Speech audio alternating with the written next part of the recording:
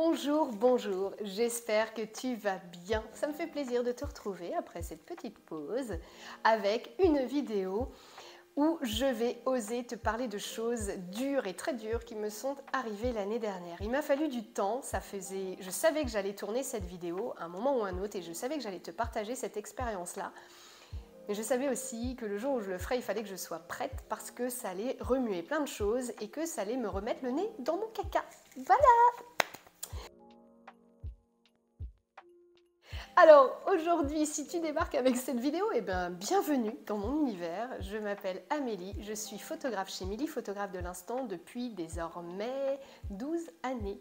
Et je suis également accompagnatrice, formatrice, puisque j'aide au quotidien des chefs d'entreprise pour les aider à gérer au mieux leur travail ainsi que leur vie personnelle.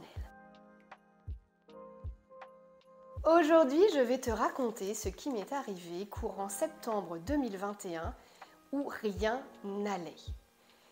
Ce jour où, en plein mariage, mon appareil photo a totalement craché. Et là, ça a été un véritable cauchemar. Pourquoi je vais te partager tout ça aujourd'hui?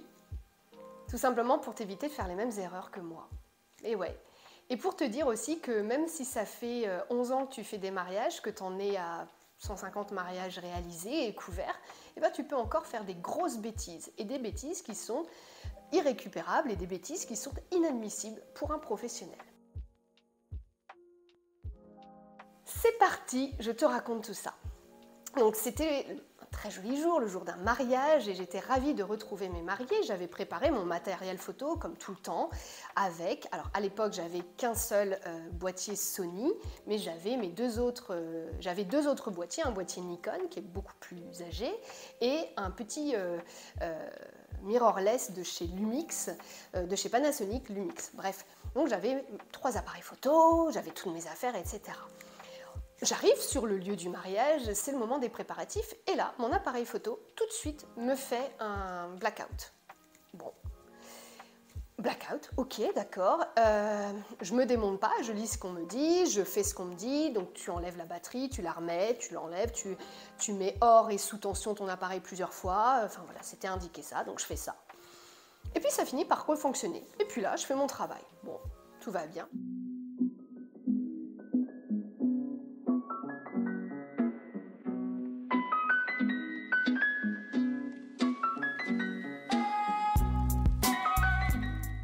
J'ai avec moi tout mon farda, j'ai mon sac avec mes appareils, tout va bien.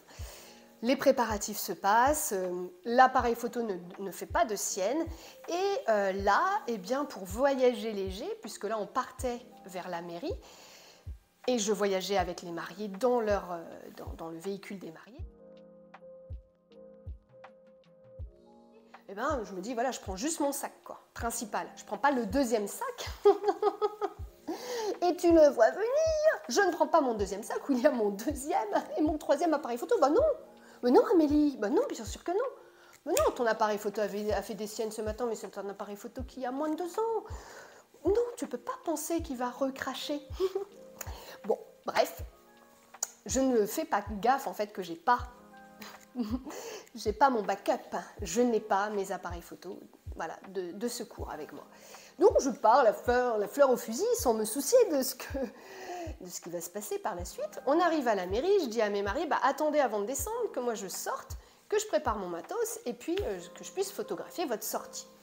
Pas de souci. Et là, l'appareil photo qui clash, encore une fois. Alors, je ne vais pas vous dire ce qui s'est passé parce que depuis il est réparé et que j'ai pas envie d'en reparler parce que voilà.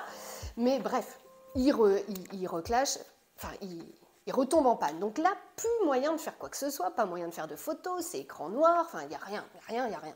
Donc j'enlève les batteries, je remets, machin. Et c'est là, parce que autant le matin, j'étais toute seule en fait quand ça m'est arrivé, mais là je me dis, attends, ça fait 2 fois qu'il te le fait, et Amélie, t'as pas tes appareils photo de rechange. C'est là où tu as intérêt d'être en mode gestion de toi de ouf. Parce que plus tu vas envoyer de mauvaises ondes, et moins tu vas y arriver. Donc, tu prends sur toi, tu te détends. Au moment où je me dis ça, où je dis non mais c'est bon, je vois mes mariés, je leur dis j'ai un petit souci avec l'appareil, mais voilà, on attend un petit peu, désolé, on attend un peu, Mais Marie me dit non, enfin voilà quoi. Je crois que, est-ce qu'il tilte ou il s'en fiche un peu? Moi de mon côté j'ai l'impression que ça met une éternité à ce que mon appareil photo redémarre, mais non.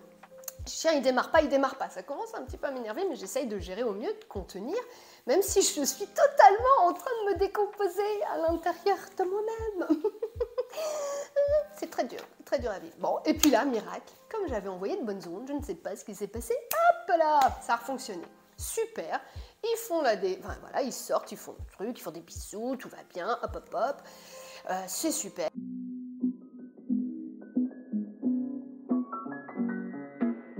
Puis là, on s'apprête à aller, à rentrer dans la mairie. Et là, l'appareil photo recommence une 3e fois. Et là, par contre, c'est pas 30 secondes de panne, c'est là, ça dure un petit peu. Et probablement, je pense que ça a duré 5 minutes. Ce qui, je peux vous dire, quand on sait qu'on n'a pas ces appareils photo de rechange, sont très difficiles. Donc là, j'ai dit Amélie, tu es une professionnelle, mais tu es une... Alors là, tu te détestes, hein, tu te dis t'es qu'une grosse nulle. Donc qu'est-ce que je fais? Je scrute tout le monde, et là je me dis Amélie, t'as pas le choix, il faut que tu fasses redémarrer ton appareil, il va redémarrer, tu en es sûre, tu vas y arriver, allez. Mais il te faut un backup, parce que si ça recommence, t'es foutu. Et là je check toute l'assemblée, et je regarde, et je vois qu'il y a un monsieur qui a un appareil photo qui est plutôt très correct. En plus c'est un Nikon, et moi j'ai des Nikon, enfin j'avais des Nikon avant, donc je connais bien. Du coup, je vais le voir et je lui dis voilà, je suis la photographe, j'ai un gros problème, mon appareil photo fait des siennes, a priori là ça va, mais il fait des siennes. Si toutefois il fait des siennes pendant la cérémonie, est-ce que je peux venir récupérer votre appareil et continuer avec le vôtre? Oui, j'ai été capable de dire ça à quelqu'un. Alors oui, je l'ai fait et je suis allée voir quelqu'un pour lui demander son aide. Il a été d'une gentillesse incroyable. Il m'a probablement pris, et il a eu raison s'il l'a fait, et s'il m'a jugé à ce moment-là, pour une grosse nulle. Et c'est ce que j'étais à ce moment-là. Mais au moins, pas une grosse nulle entêtée, hein, parce que je suis quand même allée voir. Et je ne sais pas ce qui s'est passé, je pense qu'il y a eu une action divine, parce qu'au moment où j'ai dit ça, je relance l'appareil, je l'avais laissé un peu de côté 2 secondes, je relance l'appareil, et là il fonctionne. Et qu'est-ce qui s'est passé? Il s'est passé que j'ai réussi à tout faire, et sachez qu'il n'a pas déconné après. C'est-à-dire qu'après, pendant 5 heures d'affilée, il n'a pas du tout déconné. Donc une panne complètement insidieuse qui arrive à n'importe quel moment et on ne sait pas pourquoi elle arrive. Bon, bref.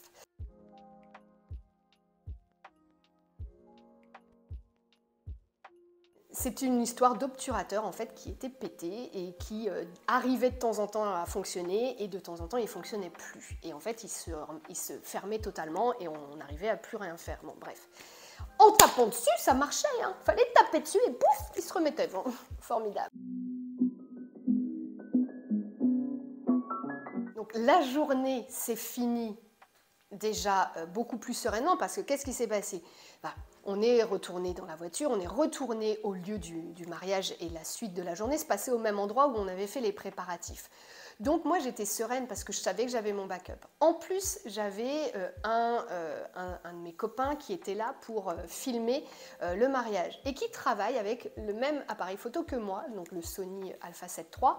Donc je savais qu'au pire, il avait un autre appareil, au pire il pouvait me prêter le sien si le mien clashait. Enfin, voilà, je savais qu'en retournant sur le lieu du mariage, après j'étais tranquille.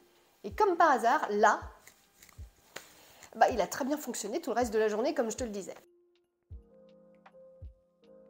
Alors pourquoi je te partage tout ça aujourd'hui et que j'ai pas honte de le faire? Parce que des erreurs, on en fera toujours. Et que pour la personne que je suis qui a des process de travail très particuliers, eh ben, ça arrive aussi. Donc c'est là où je me suis dit, tu vois Amélie, tu n'es pas totalement infaillible, tu as beau avoir tout un tas de process, une fois que tu es partie en mode émotion et compagnie, parce que tu étais à fond dans tes émotions, dans ceci, cela, tu as complètement oublié que le matin, tu avais eu un problème et qu'il fallait forcément que tu aies tes appareils photo de backup avec toi, tout simplement. Mais pour voyager plus léger, tu les avais laissés de côté, parce que c'est vrai que c'est lourd, oui, mais c'est pas normal. Ça ne m'était jamais arrivé. Et la conclusion de tout ça, c'est que oui, même si ça fait 12 ans que tu es installé, tu fais encore des grosses bêtises et des erreurs que tu tu n'aurais peut-être jamais faites même en démarrant. Donc on n'est pas à l'abri de quoi que ce soit et à tout moment, tout peut s'effondrer. Et c'est là où la gestion de soi est importante. Et je vais faire écho à la vidéo que j'ai faite il y a quelques semaines maintenant, où je vous parlais de l'intelligence émotionnelle. Et là, je me suis dit, eh ben, heureusement que c'est arrivé maintenant dans ta vie de photographe. Parce qu'aujourd'hui, tu es capable de gérer ça sans transmettre tes peurs aux autres. Alors, j'ai toujours contact avec ces mariés et je peux vous dire, j'espère en tout cas ne pas me tromper, mais qu'ils ne m'en tiennent pas rigueur et que le travail, je n'ai loupé aucun moment à cause de tout ça. Je n'ai pas loupé de moment. Et je pense avoir une gestion quand même de tout ça plutôt bonne. Enfin, voilà. Même si sur le coup, je peux vous dire que ça m'a traumatisée. Je suis rentrée du mariage, j'ai acheté tout de suite un nouvel appareil photo, hein, pour vous dire. Oui, oui. Parce qu'en fait, oui, tu vas me dire, mais t'en avais un deuxième appareil? Oui, mais âgé et que il était grand temps que j'ai les deux mêmes appareils photo sur un mariage. Et aujourd'hui, bon voilà, j'ai les deux mêmes appareils, c'est très cool et c'est beaucoup plus facile et plus cool pour moi. C'est équilibré de la même manière, c'est les mêmes poids, enfin voilà. Je suis un peu tarée avec ça, mais j'ai du mal à travailler avec un Sony d'un côté, un Nikon de l'autre, dont le poids n'est pas le même, c'est déséquilibré. Enfin, pour moi, ça me déséquilibre. Voilà, je suis peut-être un peu bête avec ça, mais j'aime travailler avec exactement les deux mêmes boîtiers. Voilà. En tout cas, j'espère que ce partage d'expérience, qui est en toute sincérité, t'évitera de faire la même chose. Et que ça, peut-être que cette histoire, elle va résonner en toi quand demain, quand tu vas être à un mariage, tu te diras, je mets de côté mon backup, parce que je le retire à ce moment-là parce que c'est un peu trop lourd, mais je le reprends après parce que je suis pas loin pour le moment. Que tu peut-être penses à ça et que te dises non, le backup est toujours à côté de moi, c'est pas possible, voilà, c'est tout. Et puis, quoi qu'il en soit, on travaille, le plus simple sur un mariage, c'est de travailler avec un harnais, avec les deux mêmes appareils photo, quoi. Et le backup, le troisième en tout cas, il est dans son sac, non loin. Mais c'est le plus simple. J'avais voulu travailler beaucoup plus léger, voilà, j'ai été attrapée. Heureusement, tout est bien qui finit bien.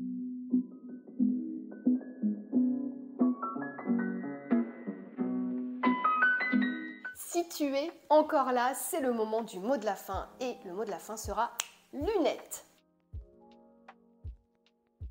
C'est le moment de te remercier d'avoir regardé cette vidéo jusqu'au bout. J'espère qu'elle t'a plu, j'espère que tu as passé un bon moment. J'espère que cette légèreté et aussi cette sincérité dans mes propos t'apprendra et t'évitera de faire ces mêmes erreurs que moi. La prochaine fois qu'on se retrouve, ce sera pour un podcast. Et en attendant ce moment, je te dis à très vite, ici, là-bas ou ailleurs, qui sait. Ciao.